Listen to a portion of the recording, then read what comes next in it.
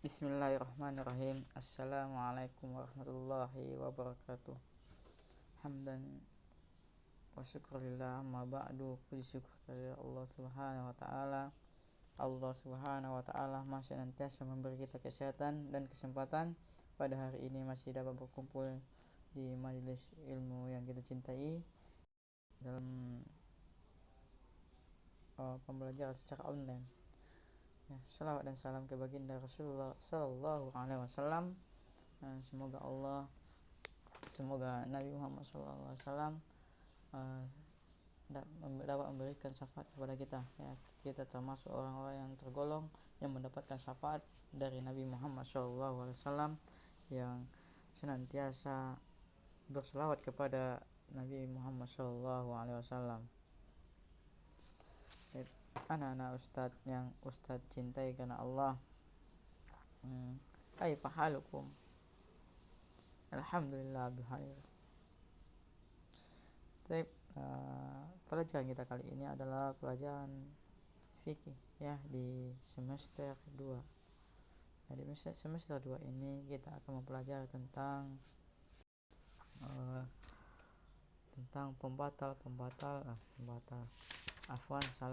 tentang hal-hal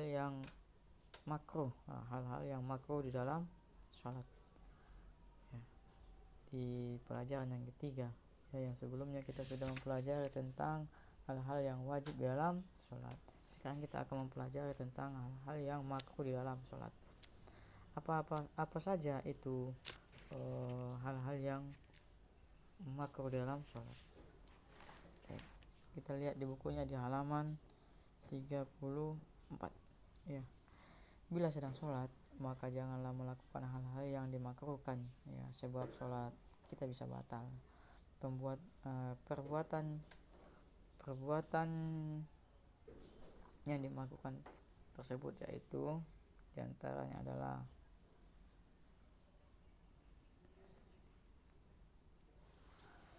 yang pertama adalah mengarahkan pandangan ke atas,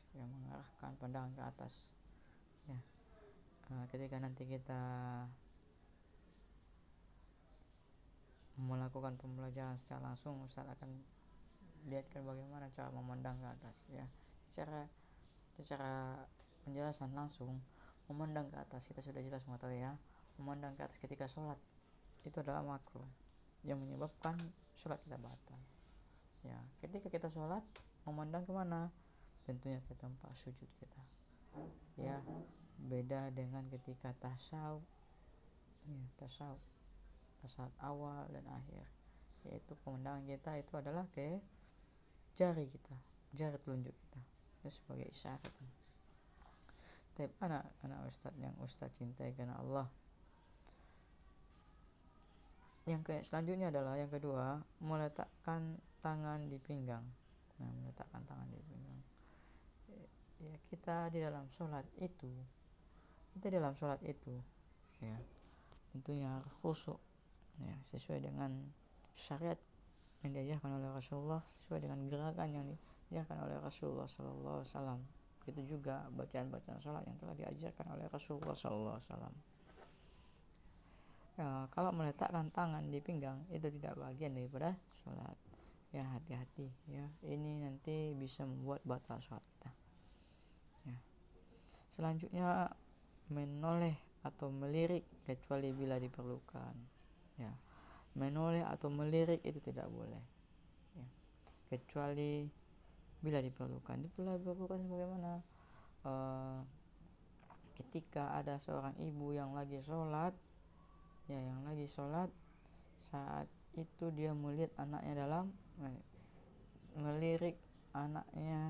terlirik anaknya yang sedang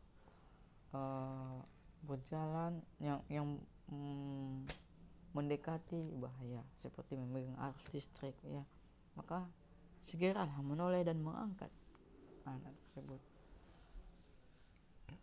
Adapun hal yang lain seperti karena bermain, karena tidak serius, ini hati-hati. Ini adalah hal-hal yang makruh di dalam sholat. yang bisa membatalkan sholat. Ya. Selanjutnya adalah melakukan hal yang sia-sia. Ya. Anak-anak ustadz yang ustadz cintai karena Allah. Ya. Ketika kita melaksanakan sholat, ya tentunya kita harus memiliki ilmunya dulu. Ya. Ketika kita sudah memiliki ilmunya, maka sholat kita terarah. Dan sholat kita itu bukan ikut-ikutan. Nah, jadi arahan ustadz, anak-anak ustadz sekalian, pelajari ilmu sholatnya, baru kita laksanakan praktek sholat ibadahnya. Ya kan? Kita sempurnakan dengan sebagaimana yang diajarkan oleh Rasulullah SAW. Ya. Ini sudah kita pelajari di kelas 1 kemarin, bahwasanya bagaimana tata cara sholat, ya, tata cara sifat sholat yang pertama, kedua, dan 3, dan selanjutnya ya sampai ke 7, ya, sampai zikir. Nah, ini kita sudah pelajari dan sudah ustadz dan yakin dan percaya anak-anak sekarang sudah memilikinya, tinggal mengamalkannya. Nah, ini yang dimaksud ya, melakukan hal yang sia-sia. Ya, hal yang sia-sia bagaimana? Melakukan hal yang tidak dimasuk dalam bagian daripada ibadah sholat tersebut. Melakukan hal yang tidak termasuk dalam bagian daripada ibadah sholat tersebut. Berhati-hatilah ya, karena ini adalah hal yang sia-sia, makruh. Ya, bisa menyebabkan sholatnya batal karena menambah-nambah, ya kan, atau mengurangi syariat Islam. Bagaimana cara Rasulullah SAW sholat. Selanjutnya menyapu kerikil yang ada di depan tempat sujud. Ya, sebelum kita sholat ya tentunya kita persiapkan, kita bersihkan dulu tempat sholat kita, bersihkan pakaian kita. Selanjutnya sholat. Ketika di dalam sholat, ya kan, kita menjumpai kerikil di tempat sujud kita, ya biarin saja. Enggak perlu kita membersihkannya, menyapunya pakai tangan sampai bersih lanjut sujud, ya. Tidak perlu. Ini adalah hal yang ya, hati-hatilah. Ini akan bisa menyebabkan sholat kita batal, ya, karena menghilangkan kekhusyuan kita. Anak-anak ustadz yang ustadz cintai karena Allah, menutupi mulut ya, qadarullah pada zaman pandemi sekarang ya, kalau sholat ya pakai masker, ya kan, ya nggak masalah. Ketika selesai pandemi atau sholat di rumah, ya kan, tentunya tidak pakai masker, ya dibuka maskernya, sholat kita seperti biasa, ya, menggunakan masker karena kita di rumah sendiri. Menutupi mulut seperti mengangkat tangan kita dan kita tutupi mulut kita, mengangkat tangan kita, menutupi mulut kita. Ya, ini adalah hal yang makruh, ya. Atau kita ambil peci yang di atas kepala kita, kita tutup mulut kita.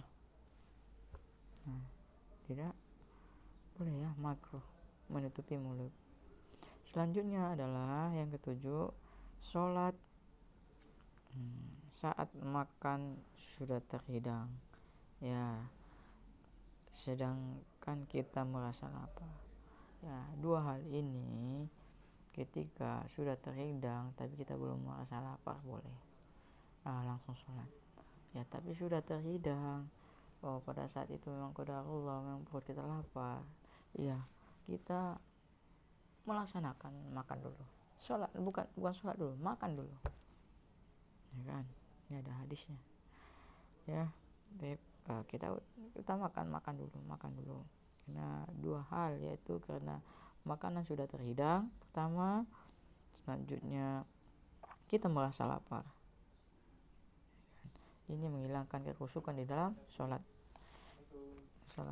Yang ke-8 itu adalah menahan atau BAB, menahan BAK atau BAB, ya, tidak boleh, ya, itu makruh dalam sholat. ketika kita hendak melaksanakan sholat, ya kan, tentunya kita harus betul-betul siap. Kita ke kamar dulu, pipis dulu, atau BAB dulu kalau memang BAB. Nah, memang kita kondisinya memang betul-betul siap. Dan ketika kita merasa sakit perut ya di dalam sholat, ketika atau kepingin BAK atau BAB, ya batalkan sholat kita. Ini bagian daripada makruh. Ketika menahan-nahannya makruh. Selanjutnya menahan buang angin. Ya, menahan buang angin ini bagian daripada makruh. Ya, kan ditahan. Kita berusaha ya menghindari yang makruh. Ketika di penghujung sholat, misalkan kalau yang kita tinggal beberapa gerakan lagi ya nggak masalah, kita tahan. Tetapi kita masih tertinggal 1 rakaat atau 2 rakaat melaksanakan sholat, kita menahan angin, ya ini makruh. Ya, bagusnya kita batalkan sholat kita tunaikan wudhu kembali, tunaikan hajat tersebut, buang anginnya, sholat, wudhu kembali, sholat.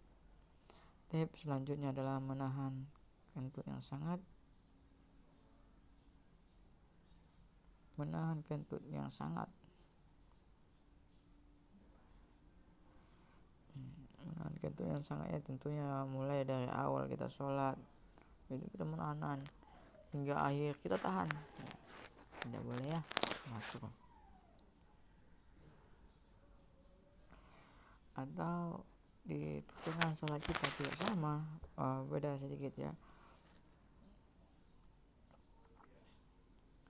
Beda sedikit dengan yang di atas, menahan buang angin atau menahan kentut.